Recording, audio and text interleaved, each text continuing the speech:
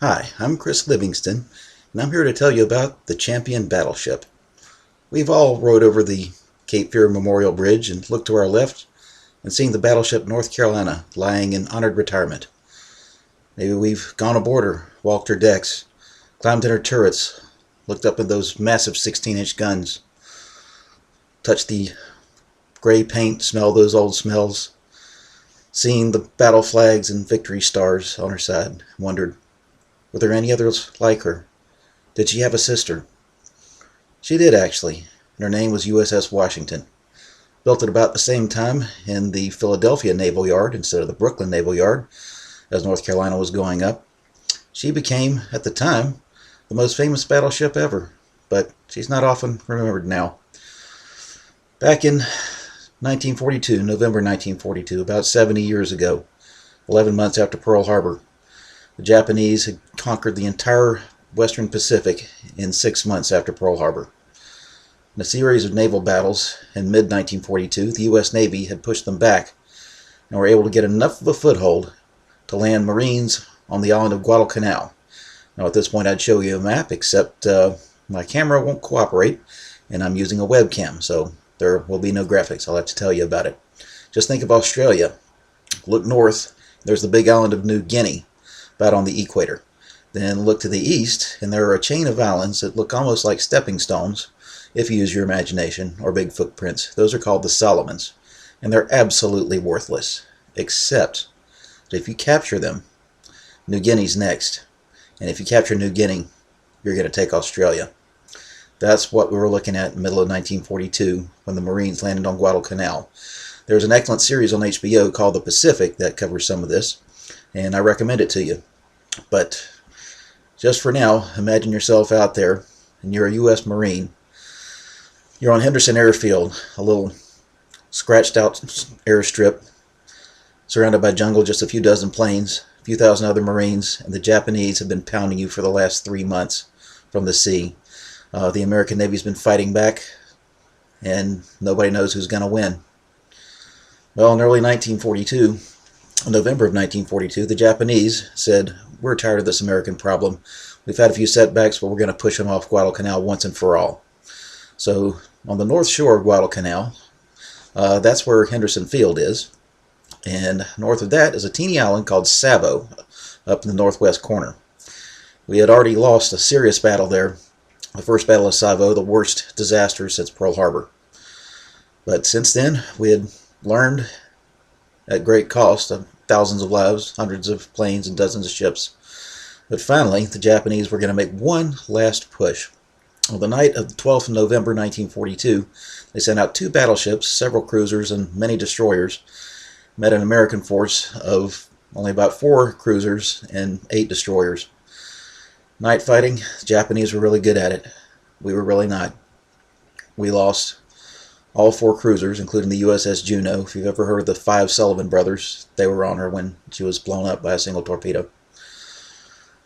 It looked bad for Henderson Field, except for 2 things. First, the Navy's sacrifice had stopped the Japanese. And second, one of her battleships had been damaged. They only had 2, and that battleship was sunk the next day by the planes who were saved at Henderson Field. 2 nights later, the Japanese came back, thinking the Americans are all gone. We've defeated them. There won't be any but a few small ships. But they didn't count on one thing. Even though they still had 1 battleship left, who alone could have flattened Henderson Field and landed forces enough to drive the Marines off of Guadalcanal, they didn't know that the Americans had moved in 2 battleships. One was South Dakota, brand new battleship that had just been built, and Washington, North Carolina's sister. North Carolina was laid out with a torpedo hit at the time and had just come back. Wasn't there yet. Well, this one ship showed that it's not the will to win, it's the will to prepare to win.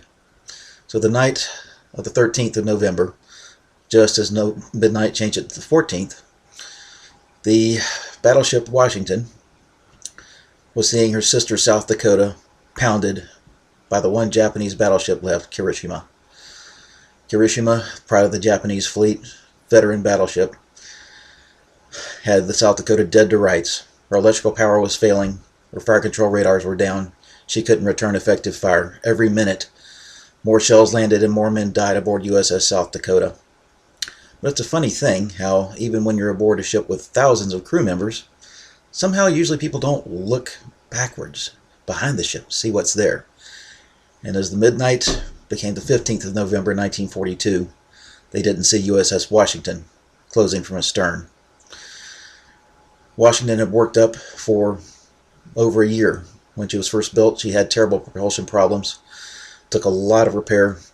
Her crew was green, mostly draftees, but over the year, they had worked until they had learned their jobs better than perfect. And finally, they had this one opportunity, because everybody said battleships were obsolete. Carriers were the wave of the future. Battleships, they're the past. But just this once, only a battleship, and it was the middle of the night when our planes couldn't fly, stood between the Japanese and South Dakota. We could not lose another ship and all those many men, and 4 destroyers were sinking around her. But at 1 in the morning, there was Washington, only 8,400 yards astern of Kirishima. The Japanese didn't notice what was happening to them until 9 bright flashes of light from Washington's main 16-inch guns lit up the night. They turned around to see shells plunging toward them. All that happened at first were near misses, gigantic splashes around Kirishima.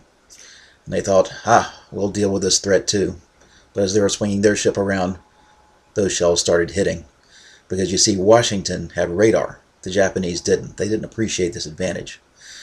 And they knew exactly where their shells were going. Of the 75 that they fired over the next 7 minutes, 9 hit Kirishima. She sheared out of formation, helpless, flaming, her crew unable to stop the flooding. She left South Dakota alone, while Washington took care of the cruisers that were tormenting South Dakota, who then made good her escape. And Washington sailed away without a single scratch and without 1 man wounded. Kirishima sank within hours. She didn't live out the night. That was the last Japanese attack on Guadalcanal. Now, Washington survived the war, never lost a man, never suffered a scratch. And one great glory, although she was retired after the war, and unlike North Carolina, she was scrapped. But no one will ever forget that one night that the champion battleship took on another battleship by herself and won. The only time that ever happened in World War II. So, again, it's not the will to win, it's the will to prepare to win. Never give up, never leave your friends, never surrender. Have a good night.